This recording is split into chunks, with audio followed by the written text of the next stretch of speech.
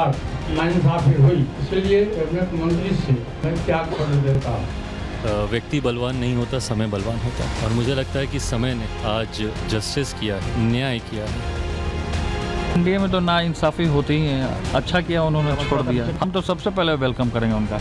रास्ता खुला हुआ है, रास्ता किधर जाएगा, कहाँ जाएगा, तो सब वही बताएंगे। ये फूके हुए कारतूस हो गए, अब इनको आप दूसरे रूप में फ्यूज बल्ब भी कह सकते हैं। भारतीय जनता पार्टी एनडीए गठबंधन सबका सम्मान करती है और सबको अवसर देती है। न्याय नहीं हुआ, हमारा कुछ सुना नहीं गया, अनदेखी किया गया, इसलिए उन्होंने आज इस्तीफा कर दिया। महाराज जी को दूध की मक्खी की तरह इस्तेमाल किया और एक धारा को उठा करके सीधे सात समुद्र पार भिजवा दिया। हम समझते हैं कि उनको एनडीए में रहना चाहिए। उनको जो अभी समझ में आ रहा है कि एनडीए के साथ हैं और एनडीए के साथ रहे। एनडीए में अभी सिर्फ फुटअव्वल होना बाकी है। महागठबंधन में सीट शेयरिंग का फार्मूला अंतिम दौर में है। एनडीए की सीट शेयरिंग कल हो गई, अब जिनका नहीं हो रहा है वो बताएं। भारतीय जनता पार्टी ने दोनों को अलग अलग ढंग से इस्तेमाल किया। तो आइए अब आपको बताते हैं कि कैसे नहले पर दहला मारा चिराग पासवान ने और एक तरह से क्या कुछ कहा गया पशुपति पारस की ओर से जब उन्होंने अपना रेजिग्नेशन दिया, त्यागपत्र दे दिया। उन्होंने कहा मैं कैबिनेट मंत्री से त्यागपत्र देता हूं। इस पर क्या कहा गया चिराग पासवान की ओर से? कहा गया भाई गठबंधन में तो कुर्बानियां देनी होती हैं, तो आपको कुर्बानी दे देनी चाहिए थी, इसमें क्या दिक्कत है? ये कह रहे हैं पशुपति पारस, मेरे और मेरी पार्टी के साथ नाइंसाफी हुई है। लेकिन वो दिन याद दिलाते हैं चिराग पासवान कि कैसे उनके साथ भी नाइंसाफी हुई थी। वो साफ तौर पे ये बात कह रहे हैं कि भाई गठबंधन में तो हमें कुछ सोचना भी पड़ता है। एलजेपी और जेडीयू ने भी अपनी एक सीटें कम कर दी हैं, तो इसमें नाइंसाफी की तो कोई बात ही नहीं है। एनडीए के साथ पूरी वफादारी के साथ रहा हूं, ये वो कह रहे हैं। लेकिन वफादारी अपने घर के प्रति क्यों नहीं दिखाई थी, उसकी याद दिला रहे हैं चिराग पासवान। समय ने ताकत दिखा दी है, न्याय की जीत हुई है। वो ये कह रहे हैं कि न्याय की जीत हुई है, वो न्याय जिसका इंतजार चिराग पासवान कर रहे थे। पार्टी नेताओं से बात करके फैसला लूंगा। इसके बाद भी एक तरह से कहे कि पशुपति पारस अभी भी एक राह दिखाते हुए नजर आते हैं कि भाई नहीं, पार्टी के लोग मेरे लिए बड़ी अहमियत रखते हैं। इसके बाद याद दिला रहे चिराग पासवान कि पिता के बाद चाचा के घर के मुखिया तो आप थे, आपकी जिम्मेदारी थी घर को, पार्टी को एकजुट करने की, लेकिन आपने तो खेल कर दिया। ये तमाम वो चीजें जो इस वक्त खींचतान के तौर पर देखने को मिल रही है, लेकिन आज की खींचतान नहीं है, बल्कि ये खींचतान पुरानी है।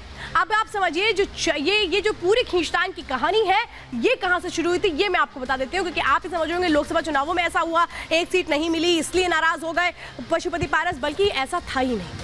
ये जो पूरी खेल की कहानी है, ये 3 साल पहले उस वक्त से शुरू हुई जब रामविलास पासवान का निधन हुआ। उसके बाद से चाचा भतीजे के बीच जबरदस्त जंग हो गई, इतनी जंग हो गई कि दोनों ने अलग अलग पार्टियां ही कर ली। रामविलास पासवान के निधन के बाद एक तरह से कहें पूरी जिम्मेदारी पार्टी को एक करने की किसकी कंधों थी? पशुपति पारस की। लेकिन पशुपति पारस ने चिराग पासवान को किनारे करके खुद को ही पार्टी का राष्ट्रीय अध्यक्ष घोषित कर दिया, बिना किसी से कुछ कहे हुए। 5 सांसदों को अपने साथ लेकर के उन्होंने साफ तौर पर यह बात कही कि मैं ही हूँ राजनीतिक वारिस। चिराग पासवान तो सिर्फ संपत्ति के हकदार है, राजनीतिक वारिस तो रामविलास पासवान का सिर्फ मैं हूं, वो ये बता रहे हैं। चिराग को पार्टी में साइडलाइन करने की पूरी कोशिश की गई 3 साल पहले पशुपति पारस की ओर से। चिराग ने चाचा को इसके बाद पार्टी से निष्कासित कर दिया था। हाजीपुर सीट को लेकर के क्यों खेल बिगड़ा? इसीलिए बिगड़ा क्योंकि पशुपति पारस ये कहते हैं कि नहीं, ये तो रामविलास पासवान की सीट थी, हक तो मेरा ही है।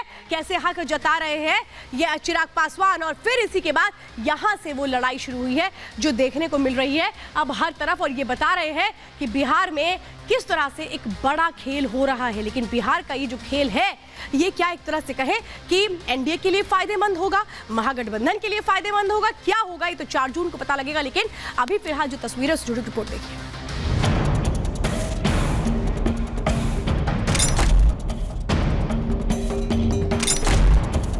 कहते हैं जिसने बिहार की नब्ज पकड़ ली, दिल्ली उसके लिए दूर नहीं है।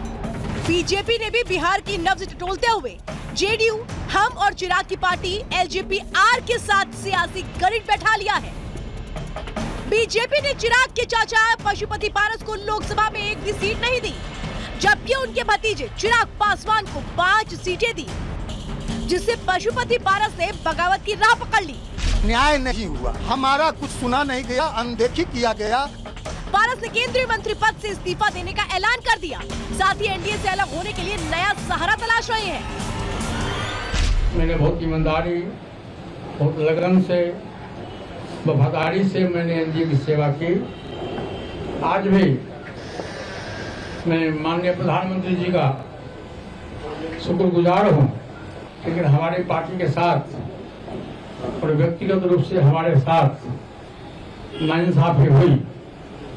इसलिए मैं भारत सरकार के कैबिनेट मंत्री से मैं त्याग पत्र देता हूँ। पशुपति पारस के बगावती सुर को देखते हुए एनडीए की तरफ से उन्हें मनाने की कोशिशें हो रही हैं। बिहार बीजेपी सहित एनडीए के कई दिग्गज उन्हें एनडीए का हिस्सा बने रहने के लिए मना कर रहे हैं। अवसर बदलता है, मिलता है, सम्मान सबका होगा, इसमें कहीं प्रॉब्लम नहीं है। देश के प्रधानमंत्री नरेंद्र मोदी जी सबको लेके चलते हैं और सभी सहयोगों को उचित सम्मान उचित समय पर देते हैं। माननीय पशुपति पारस जी एनडीए के एक अभिभावक के तौर पर थे, सम्मानित नेता हैं और हम समझते हैं कि उनको एनडीए में रहना चाहिए।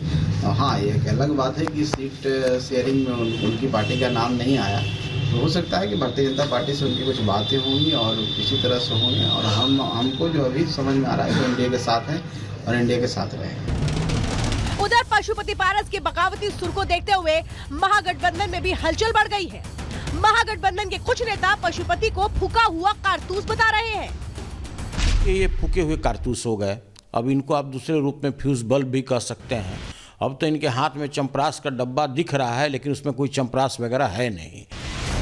तो कुछ नेता उन्हें लॉलीपॉप दिखा रहे हैं। खबर यहाँ तक है कि पशुपति पारस आरजेडी प्रमुख लालू यादव के संपर्क में है। भाजपा तो अपने सहयोगियों को नकार देता है।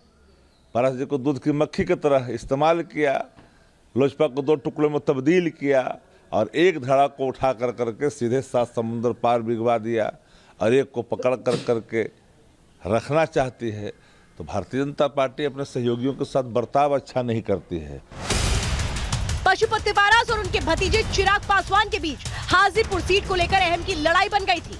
पशुपति किसी भी हाल में हाजीपुर सीट को छोड़ना नहीं चाहते थे, जबकि चिराग पासवान भी सीट को छोड़ना नहीं चाहते थे।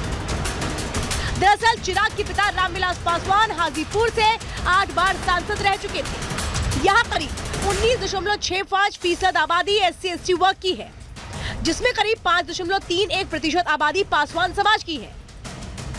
यानी चाचा भतीजे में से जो भी यहाँ से लड़ा, उसकी जीत लगभग तय मानी जाती है। आज उन्हीं के परिवार से माननीय चिराग पासवान जी, जिनके पिताजी के जाने के बाद उनको अवसर मिलना चाहिए था, लेकिन इनको अवसर देते रह गया पार्टी। भारतीय जनता पार्टी पुराने लोगों का सम्मान करती है, नए लोगों का भी स्वागत करती है, नए लोगों को भी अवसर देती है।